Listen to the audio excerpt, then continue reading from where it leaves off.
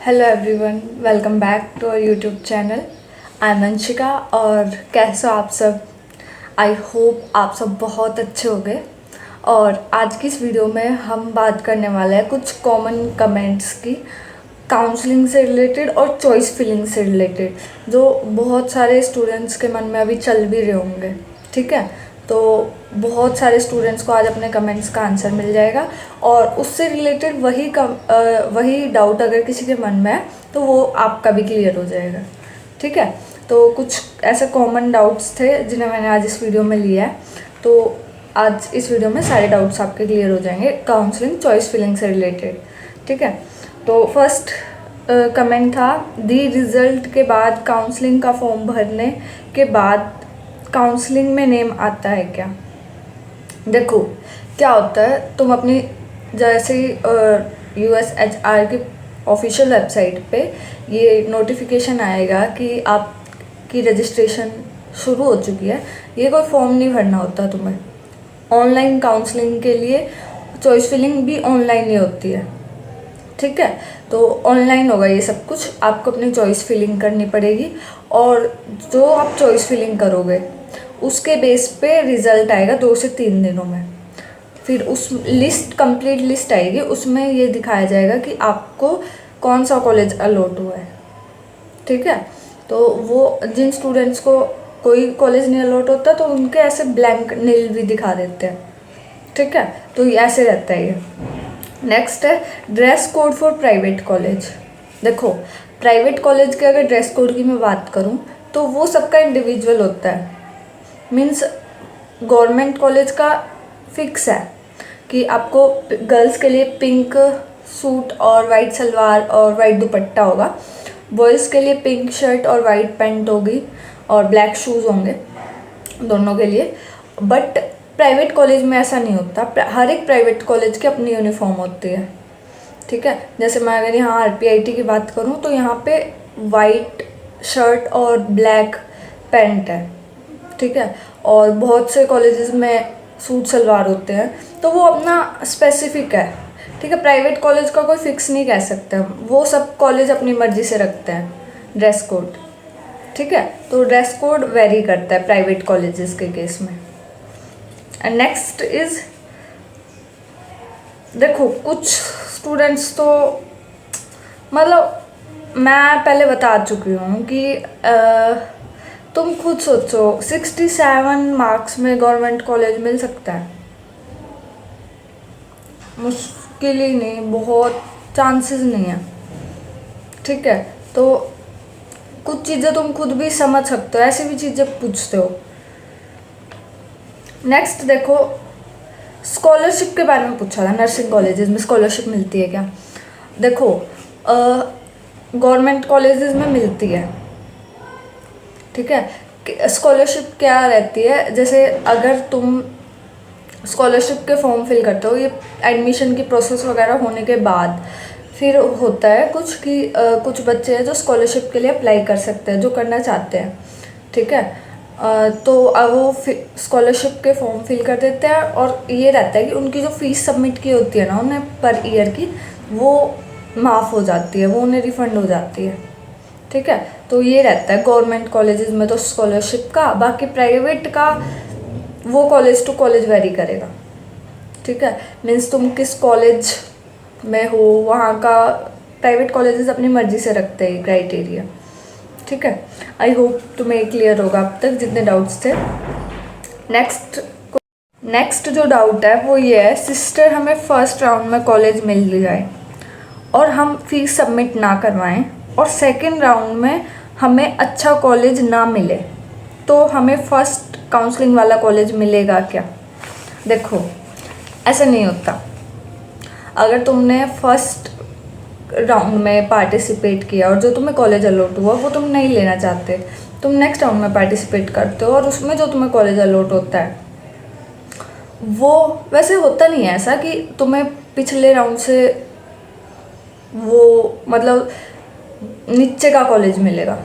ठीक है, generally up ही जाता है कॉलेजेस, बट इन केस अगर वहाँ की सीट फुल हो जाती है और तुम्हें फिर नीचे का कॉलेज मिल जाता है और तुम चाहते हो कि तुम्हें फर्स्ट राउंड वाला ही कॉलेज मिले, तो तुम्हें नहीं मिल सकता। फर्स्ट राउंड की सीट जा चुकी है अब, ठीक है, तभी सेकेंड राउंड शुरू होता है कि उनमें जो सीट्स अभी वैकेंट है वो अब सेकेंड राउंड में दी जाएगी, फिर उसमें जो सीट वैकेंट रह जाएगी वो थर्ड राउंड वालों को दी जाएगी। इस तरह होता है, ठीक है। तो अगर तुमने सेकेंड राउंड में पार्टिसिपेट किया है उसके बाद तुम फर्स्ट राउंड का कॉलेज चूज़ नहीं कर सकते, ठीक है। नेक्स्ट डाउट पूछा गया है कि बॉन्ड पॉलिसी होती है क्या, is there any service bond policy in DDU and Rohtak. देखो कॉलेज टाइम में कुछ नहीं होता ऐसा। मीन्स हमें जब हमारा एडमिशन हुआ था तो हमें बताया गया था कि आप अगर चाहो, क्योंकि बहुत सारे स्टूडेंट्स ऐसे होते हैं जो पार्शियल ड्रॉप की सोचते हैं कि साथ साथ इनका यहाँ पे फिक्स रहे और साथ साथ वो नीट या किसी अदर एग्ज़ाम की प्रिपरेशन भी करते रहे। जनरली नीट की ही करते हैं मोस्टली बच्चे, ठीक है। तो वो ये चाहते हैं कि हम साइड बाय साइड भी किसी एग्ज़ाम की प्रिपरेशन करते रहें। तो वो उस केस में क्या रहता है, हमसे जो है हमारे सारे ओरिजिनल डॉक्यूमेंट्स यहाँ पे ले लिए गए थे। तो सर ने ये कहा था कि तुम्हें अगर डॉक्यूमेंट्स की ज़रूरत हो किसी टाइम पे तो तुम 1 वीक पहले एप्लीकेशन लिख के वहाँ से ले सकते हो, ठीक है। और इन केस अगर तुम कॉलेज छोड़ के जाना चाहो तो जा सकते हो बीच में, ठीक है। कुछ बॉन्ड पॉलिसी वगैरह का केस यहाँ पे नहीं होता, ठीक है। नेक्स्ट इज बुक्स पूछ रहे थे स्टूडेंट्स की आपने जो सब्जेक्ट्स बताए हैं उनकी कौन सी बुक हमें प्रेफर करनी चाहिए। तो देखो बुक वेरी करती है। हर कॉलेजेस में जो टीचर्स होते हैं, ट्यूटर होते हैं, वो अपने अकॉर्डिंग बुक स्टूडेंट्स को रिकमेंड करते हैं, ठीक है। तो वो कॉलेज टू कॉलेज वेरी करता है। अलग अलग ऑथर की बुक अलग अलग टीचर जो ट्यूटर होता है, नर्सिंग ट्यूटर, वो रिकमेंड करते हैं। तो वो हर कॉलेज में किसी को किसी ऑथर की बुक अच्छी लगती है तो वो अपने कॉलेज के अकॉर्डिंग देख लेना। मैं तुम्हें सब्जेक्ट्स बता चुकी हूँ, उनके अकॉर्डिंग ही टीचर तुम्हें बताएंगे, ठीक है, कि इस सब्जेक्ट में कौन से ऑथर की बुक तुम्हें रखनी है, ठीक है। और बहुत सारे मेरे पास कल मैंने बहुत सारे डाउट्स के आंसर देने की कोशिश की थी एंड मोस्टली मैंने सबके किए हैं आंसर, ठीक है। फिर भी अगर कोई रह गया हो तो बता देना, आज वीडियो में कमेंट कर देना, मैं पूरी कोशिश करूँगी आंसर देने की। जनरली बच्चे ये पूछते हैं कि दी मेरे इतने मार्क्स और मुझे ये कॉलेज अलॉट हो जाएगा या नहीं हो जाएगा, इतने मार्क्स पे गवर्नमेंट की पॉसिबिलिटी है या नहीं। तो देखो एक बात मैं कहूँगी, जिन भी स्टूडेंट्स का स्कोर 110 प्लस है वो लास्ट राउंड तक गवर्नमेंट कॉलेज के लिए फ़ाइट करना, ठीक है, क्योंकि पूरे चांसेस होते हैं 110 प्लस में गवर्नमेंट सीट के। ये चीज़ है कि अब की बार ज़्यादा बच्चों ने एग्ज़ाम दिया था और ज़्यादा के 120 प्लस आए हैं, तो वो बहुत सारे स्टूडेंट्स ऐसे जो भी नीट की काउंसलिंग में भी हैं, ठीक है, तो वो वहाँ भी जाएंगे। कुछ ने RUHS का भी एग्ज़ाम दिया होगा, ठीक है, कुछ चंडीगढ़ PGI की भी काउंसलिंग करवाएंगे। तो मतलब बहुत स्टूडेंट्स हर एक एग्ज़ाम देते हैं, ये चीज़ तुम्हें भी पता है। बहुत से तुम में से भी बहुत सारे एग्ज़ाम दिए होंगे जिन्होंने ऑलमोस्ट ये सारे एग्ज़ाम दिए होंगे और वो सभी में एंगेज्ड है काउंसलिंग में, ठीक है। तो अगर इनका किसी बेटर जगह होता है तो वहाँ पे ऑफ कोर्स जाएंगे, ठीक है। तो इसलिए मैं कह रही हूँ कि जितने भी स्टूडेंट्स हैं जिनका स्कोर 110 प्लस बन रहा है वो लास्ट राउंड तक फाइट करना गवर्नमेंट सीट के लिए, ठीक है। क्योंकि पिछली बार है ना 108 पे गवर्नमेंट कॉलेज मिला था हमारा DDU, ठीक है। और लास्ट राउंड तक मैं बता दूँ, लास्ट राउंड तक पेशेंस रखने की हिम्मत सब में नहीं होती। बहुत सारे स्टूडेंट्स हैं जो ये सोच चुके होते हैं कि बस अब नहीं मिल रहा कॉलेज तो अब नेक्स्ट ईयर के लिए प्रिपेयर करते हैं और काउंसलिंग में छोड़ देते हैं वहीं पे, या जो कॉलेज अलॉट हो रहा है सोचते हैं कि कहीं से भी ना चले जाएं तो वो ले लेते हैं, ठीक है। बट अगर चांसेस है वो पॉसिबल हो तो लास्ट तक फाइट करना, ठीक है, क्योंकि लास्ट तक बहुत कम स्टूडेंट्स रह जाते हैं और फिर उनमें मिलने के बहुत ज़्यादा चांसेस होते हैं, ठीक है। आई होप जो मैं कहना चाह रही हूँ वो तुम्हें अच्छे से समझ में आ रहा होगा। और कुछ स्टूडेंट्स का ये भी डाउट था कि दी अब ड्रॉप लेना सही रहेगा या फिर जो कॉलेज हमें मिलेगा उसमें एडमिशन ले लें। देखो ये चीज़ मैं पहले भी बता चुकी हूँ कि अगर तुम एक फ्रेशर हो और तुम स्कोर कर रहे हो अराउंड 100 या 100 से नीचे भी, और अगर तुम फ्रेशर हो तो ड्रॉप लेना में कोई बुराई नहीं है, ठीक है। तुम्हें ड्रॉप ले लेना चाहिए। होप अगर तुम नेक्स्ट ईयर बहुत अच्छे से प्रिपेयर करके गवर्नमेंट सीट ले लेते हो तो वो 1 ईयर तुम्हारा वर्थ इट होगा, ठीक है। तो पूरी कोशिश करना कि जितना हो सके बेस्ट मिले तुम्हें, ठीक है। और काउंसलिंग के टाइम पे चॉइस फिलिंग बहुत ध्यान से करना। जिस भी प्राइवेट कॉलेज में तुम सोच रहे हो एडमिशन लेने की, वहाँ पे पहले एक बार विज़िट ज़रूर कर लेना, ठीक है, ताकि तुम्हें बाद में जाके ऐसा ना हो कि इस कॉलेज से ये बेटर रहता या कुछ भी, ठीक है। तो प्राइवेट कॉलेजेस के केस में एक बार विज़िट ज़रूर कर लेना।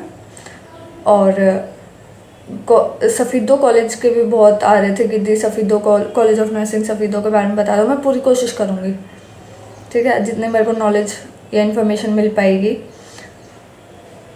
मैं पूरा, जैसे मैं अभी DDU के बारे में बताया था वैसे जल्दी ही next video college of nursing Safidon पे भी आएगी, ठीक है। और बाकी जितने भी कुछ भी क्वेरी हो तुम्हारी तो कमेंट में बता देना। और जो स्टूडेंट्स, देखो बेस्ट प्राइवेट कॉलेज पूछ रहे थे बहुत सारे स्टूडेंट्स, तो देखो प्राइवेट के केस में अगर मैं बात करूँ तो बेस्ट सेमी गवर्नमेंट रहता है, ठीक है। गवर्नमेंट के बाद जिसका नंबर आता है वो महाराजा अग्रसेन मेडिकल कॉलेज है अग्रोहा के अंदर, ठीक है। वो बेस्ट कॉलेज है। उसकी फ़ीस ना अप्रॉक्स 60,000 के अप्रॉक्स है, ठीक है। और बेस्ट है वो प्राइवेट कॉलेजेस में। हॉस्पिटल भी है खुद का, बहुत बड़ा कॉलेज है, तो वो बेस्ट है। अगर तुम्हें गवर्नमेंट में नहीं हो रहा है तो उसी में लेना, वो सेमी गवर्नमेंट है और बेस्ट है वो, ठीक है। तो जिन स्टूडेंट्स का स्कोर 90+ आ रहा है वो पूरी कोशिश करना महाराजा अग्रसेन मेडिकल कॉलेज के लिए फ़ाइट करने की, ठीक है। जनरली जिनका 100+ है उन्हें मिल जाएगा, ठीक है। बट 90+ वाले भी कोशिश करना। और जो नर्सिंग में नहीं जाते 90+ का स्कोर है जिनका, वो BPT के लिए ट्राई करना, फिजियोथेरेपी के लिए। और 80+ वाले पैरामेडिकल के लिए, ठीक है। जनरली 70+ में भी मिल जाएंगे पैरामेडिकल, बट 80+ वालों को ज़्यादा चांसेस है। और जिसके भी 55+ हैं वो प्राइवेट कॉलेज मिल जाएगा उन्हें नर्सिंग के लिए, ठीक है। तो आई होप इस वीडियो से आपके बहुत सारे डाउट्स के आंसर आपको मिल गए होंगे। फिर भी अगर कुछ डाउट रहता है तो कमेंट में मुझे ज़रूर बताना। मिलता है नेक्स्ट वीडियो में। Till then bye bye, take care guys.